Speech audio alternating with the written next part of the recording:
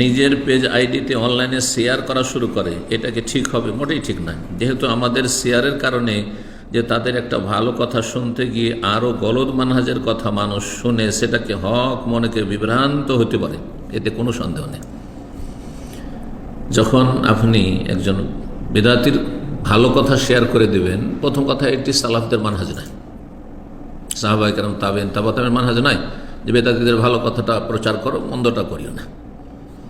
তাহলে তো যে কোনো কাফের মুশরিক তার ভালো কথা রয়েছে, প্রচার করে বেড়াবেন। ধর্মের বিষয় না, দুনিয়ার বিষয় হলে কোনো অসুবিধা নেই। ধর্মের বিষয়ে আমানতদার লোকের কথা পেশ করতে হবে। ইন্না হাযা দীনুন, ইবনে সিরিন রাহিমাহুল্লাহ প্রখ্যাত বলছেন এটি হচ্ছে দিনের বিষয়, ধর্মের বিষয়। ফানজুরু আম্মান তাখুযুনা দীনাকুম, কার কাছ থেকে দিন নিচ্ছ এটা ভালোভাবে ভেবে চিন্তা করে দেখো। সেই মুসলিমের ভূমিকা তো রয়েছে।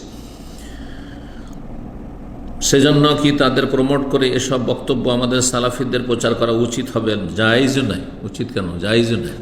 এবং এটি বেদাতীদের সাথে শিথিলতা আর সহি আকীদা মানহাজের ক্ষেত্রে গাফিলতি, উদাসীনতা, আল্লাহ রাব্বুল আলামিন সঠিক বুঝদান করুন।